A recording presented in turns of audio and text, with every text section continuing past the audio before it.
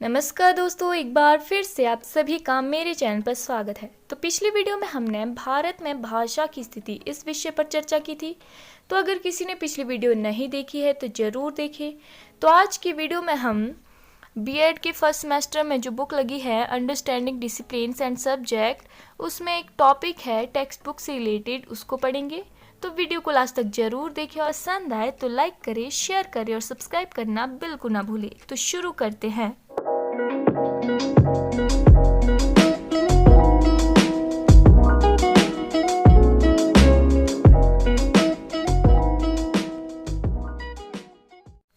विषय केंद्रित पाठ्य पुस्तकों में आवश्यक परिवर्तन। तो इसमें हम सबसे पहले देखेंगे कि पाठ्य पुस्तकें कब से बननी स्टार्ट हुई। प्राचीन समय में पाठ्य पुस्तकें नहीं हुआ करती थी।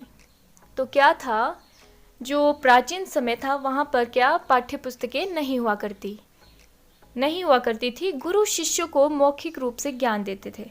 गुरु जो शिष्य को पढ़ाते थे वो कैसे पढ़ाते थे, बोलकर पढ़ाते थे और शिष्य उसे याद कर लेते थे। आगे चलकर गुरु द्वारा अपने ज्ञान को भोजपत्र, ताम्रपत्र, ताड़पत्र इत्यादि पर लिखा जाने लगा। आगे क्या हुआ, गुरु द्वारा अपने ज्ञान को भोजपत्र, ताम्रपत्र, ताड़पत्र पर लिखा जाने लगा। फिर धीरे धीरे पाठ्य पुस्तकों ने इन सभी का स्थान ले लिया। तो फिर क्या हुआ, जब देश विकसित होता गया, प्रेस आने लग गया, तो फिर पाठ्य पुस्तकें की छपाई होती गई। तो फिर पाठ्य पुस्तकों ने जो है इन सब का स्थान ले लिया। आगे है पाठ्य पुस्तक क्या होती है। पाठ्य पुस्तक दो शब्दों पाठ्य जमा पुस्तक से बनी है, जिसका अर्थ है पाठ से संबंधित जो पुस्तकें होती है। पाठ्य पुस्तक एक प्रकार की लिखित सामग्री है जिसका प्रयोग शिक्षण विधि के रूप में किया जाता है।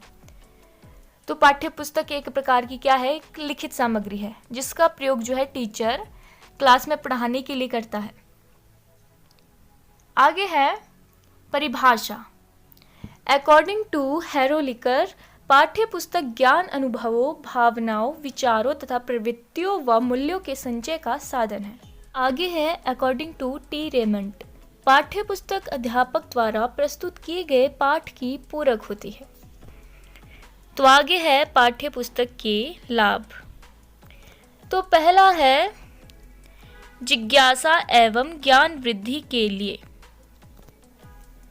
तो जो बच्चों की जिज्ञासा के लिए कि क्या पढ़ना है, कैसे पढ़ना है, सिलेबस में क्या लगा है, इसके लिए जो है पाठ्य पुस्तक बहुत ज़्यादा लाभदायक होती है।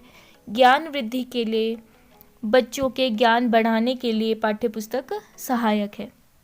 आगे है अभ्यास के लिए। अगर किसी बच्चे ने कुछ चीज़ याद करनी है तो वो अभ्यास के द्वारा उसे जो है याद कर सकता है। तो पाठ्य पुस्तक इसमें अहम भूमिका निभाती है। आगे है अध्यापक के मार्गदर्शन के लिए। अब अगर अध्यापक ने कक्षा में क्या पढ़ाना है, कितना पढ़ाना है, इसलिए जो है पाठ्य पुस्तक बहुत सहायक होती है, टीचर का मार्गदर्शन करती है। आगे है कम प्रतिभा वाले अध्यापकों की कमी को पूरा करने के लिए। कई बार क्या होता है, तो अध्यापक होते हैं वो पूरी तरह से दक्ष नहीं होते, उनमें कोई ना कोई कमी होती है, जिस कारण से जो है पाठ्य पुस्तक उस कमी को जो है वो पूरा करती है। आगे है कक्षा में बच्चों की अधिक संख्या होने पर सहायक। तो क्या देखते हैं हम कि क्लास में जो है कई बार बहुत ज़्यादा संख्या होती है। तो फिर क्या होता है कि टीचर जो पढ़ाता है वो पूरी कक्षा को जो है वो सुनाई नहीं देता। तो बच्चे उसे कैसे कवर करते हैं, पाठ्य पुस्तक के माध्यम से वो उसे पढ़ते हैं जो उनसे छूट जाता है। आगे है श्रम और समय की बचत। तो इससे क्या होता है, पाठ्य पुस्तक से जो हमें समय की बचत होती है। कैसे होती है, क्या बोलते, हमें पता नहीं होता है कि हमें क्या पढ़ना है, तो फिर समय अधिक लगता है। लेकिन अगर हमें पता होगा कि क्या पढ़ना है, या फिर जब हमारे पेपर आने वाले होते हैं तो हम जल्दी जल्दी जो है समय की बचत होती है पाठ्य पुस्तक से। श्रम की बचत होती है, हमें ज़्यादा मेहनत नहीं करनी होती है मटेरियल ढूंढने के लिए, वो पाठ्य पुस्तक में दिया होता है कि क्या पढ़ना है। आगे है गृह कार्य को पूरा करने के लिए। तो बच्चे को जो काम दिया जाता है स्कूल से, वो बच्चा पाठ्य पुस्तक से माध्यम से पूरा कर सकता है। आगे है पढ़ाए गए पाठ को समझने में सहायक। अब क्लास में जो पढ़ाया जाता है वो कई बार समझ नहीं आता, तो बच्चे क्या करते हैं, वो पाठ्य पुस्तक के माध्यम से जो है वो पाठ को समझने में जो है उन्हें मदद मिलती है। आगे है मनोरंजन। तो क्या होता है कि जो पाठ्य पुस्तकें होती है उसमें ज्ञान के साथ साथ मनोरंजन भी जो हमें मिलता है। कैसे मिलता है, तो कई बार क्या होता है कि बच्चों को कोई ऐसे आश्चर्यजनक जानकारी मिलती है जिससे कि उन्हें आनंद प्राप्त होता है। तो आगे है पाठ्य पुस्तक से होने वाली हानियां क्या क्या है। तो सबसे पहले है अध्ययन क्षेत्र को सीमित करना। तो जो पाठ्य पुस्तकें होती है वो अध्यापक एवं जो छात्र होते हैं उन दोनों के अध्ययन क्षेत्र को सीमित करती है। जो उन्होंने पढ़ाना है उसकी कोई लिमिट होती है। जो पाठ्य पुस्तक में दिया होता है टीचर को वही पढ़ाना होता है, उसके अलावा वो नहीं पढ़ाता, तो जिससे कि जो है अध्ययन क्षेत्र सीमित होता है। आगे है दोषपूर्ण सामग्री। तो कई बार क्या होता है कि जो पाठ्य पुस्तकें होती है उसमें बहुत सी अशुद्धियाँ देखने को मिलती है, कुछ जो है कई बार गलत छप जाता है, जिससे क्या होता है जो बच्चे हैं वो गलत सीखते हैं। तो ये एक दोषपूर्ण सामग्री भी कह सकते हैं। आगे है बच्चों का अध्ययन के प्रति सचेत न होना। तो बच्चे जो है पाठ्य पुस्तक के प्रयोग से जो है ये बड़ी हानि होती है, वो अध्ययन के प्रति जो है सचेत नहीं होते। परीक्षा के समय वो क्या करते हैं, इन पाठ्य पुस्तकों को रटते हैं, इसका जो है ज्ञान, इसका जो है वो सही तरीके से उपयोग नहीं करते हैं। सिर्फ जब पेपर आए तो पढ़ लिया, उसके बाद जो उन्हें याद नहीं रहता कि क्या पढ़ा। आगे है ज्ञान स्थायी नहीं होता। तो पाठ्य पुस्तक में जो है जो बच्चे होते हैं वो करके नहीं सीखते, तो इसके माध्यम से क्या होता है, ज्ञान स्थायी नहीं होता। वो जो पुस्तक में दिया होता है उसे ही रटते हैं, तो उसे जो है करके नहीं सीखते कि ये कैसे हुआ। आगे है रटने की प्रवृत्ति को प्रोत्साहित करना। तो पाठ्य पुस्तक से जो है वो बच्चे आवश्यक एवं जो भी उन्हें सूचनाएं मिलती है उन्हें वो समझने का प्रयास नहीं करते, बल्कि उन्हें रटते हैं ताकि जो है वो परीक्षा में जो है पास हो जाए। तो ये है पाठ्य पुस्तक में होने वाली हानियां। आगे है पाठ्य पुस्तक की विशेषताएं। तो अच्छी पाठ्य पुस्तक वही होगी जिसमें अधिकतम लाभ तथा प्रयोग हो, जो विद्यार्थियों की आवश्यकताओं को पूरा कर सके। एक अच्छी पाठ्य पुस्तक शिक्षक की मित्र तथा छात्र की मार्ग दिशा होती है। तो जो पाठ्य पुस्तकें होती है उसमें क्या होता है, जो बच्चे होते हैं उनकी आयु को देखकर होनी चाहिए पाठ्य पुस्तक, ताकि वो उसे समझ सके। उनके इंटरेस्ट को देखकर होनी चाहिए ताकि उनकी उसमें रुचि हो। तो पाठ्य पुस्तक में निम्नलिखित विशेषताएं होनी चाहिए। आगे है पाठ्य पुस्तक की विशेषताएं। तो पहली है पाठ्य पुस्तक बाल केंद्रित होनी चाहिए। तो जो पाठ्य पुस्तक है वो बालकों के अनुरूप होनी चाहिए, उनकी आयु, रुचि, योग्यता इत्यादि को देखकर होनी चाहिए। आगे है विषय का संगठन मनोवैज्ञानिक विधि से। तो जो विषय का संगठन है वो मनोवैज्ञानिक विधि से किया जाना चाहिए, जो उसके चुनाव में क्या बालकों की जो समर्थता, रुचि, आयु, अभिरुचि, मानसिक स्तर, प्रवृत्ति, इन सभी को ध्यान में रखकर जो है पाठ्य पुस्तकें होनी चाहिए। आगे है सुंदर चित्रण। तो पाठ्य पुस्तक में जो है वो सुंदर चित्र होने चाहिए। इसमें जो है चित्र, ग्राफ, मानचित्र, समय रेखा इत्यादि दिखाई जानी चाहिए। जो उसके जो चित्र है वो आकर्षक होने चाहिए, जिससे कि क्या होगा, जो बच्चे हैं वो पढ़ने के प्रति उत्सुक होंगे। आगे है व्यापक तथा विस्तृत।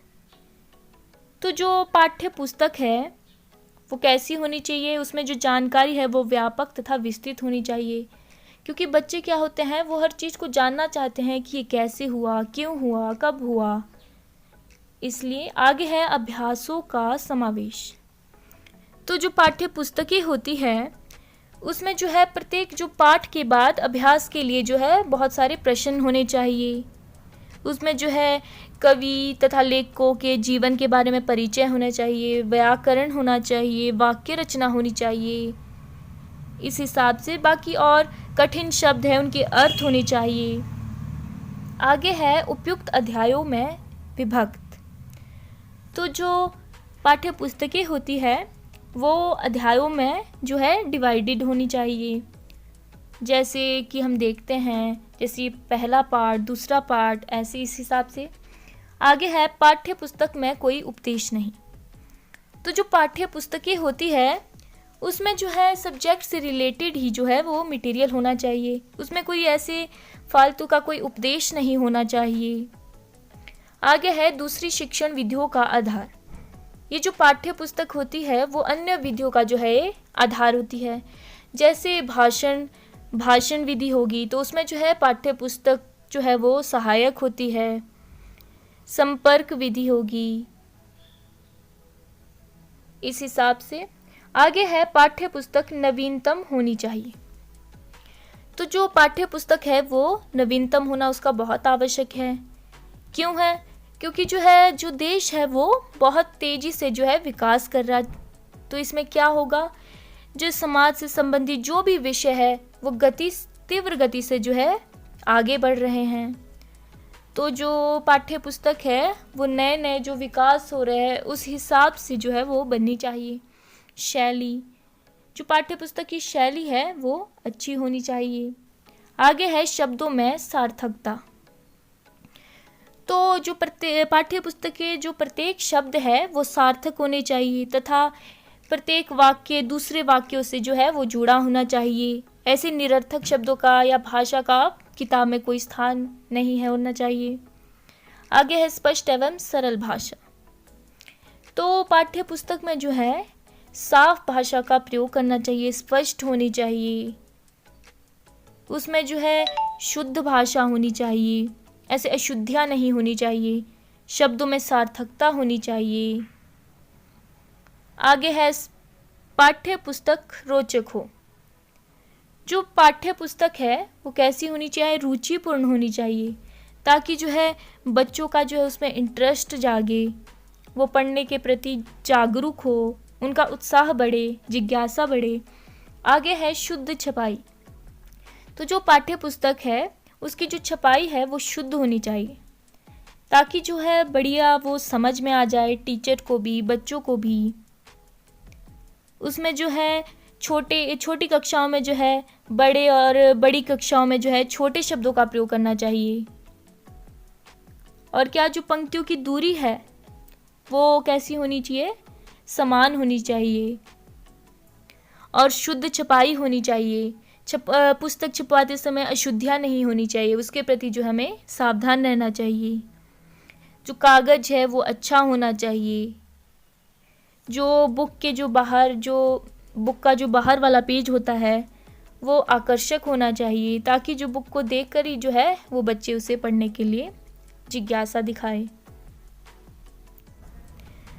तो आजकल क्या देखते हैं कि बच्चों पर जो है बहुत अधिक भार डाला जाता है। तो टीचर जो है कहीं बहुत ज़्यादा काम देते हैं बच्चों को करने के लिए, तो बच्चे जो है या तो शिक्षक से ऊब जाते हैं या फिर जो है वो रट कर पास होते हैं। वो क्या है, समझकर कुछ नहीं करते। तो इसके लिए क्या करना चाहिए, स्कूली शिक्षा के लिए पाठ्य पुस्तकों के बदलाव के लिए इन बातों पर जो है विचार करना चाहिए। आगे है बच्चों के अनुभवों पर बल।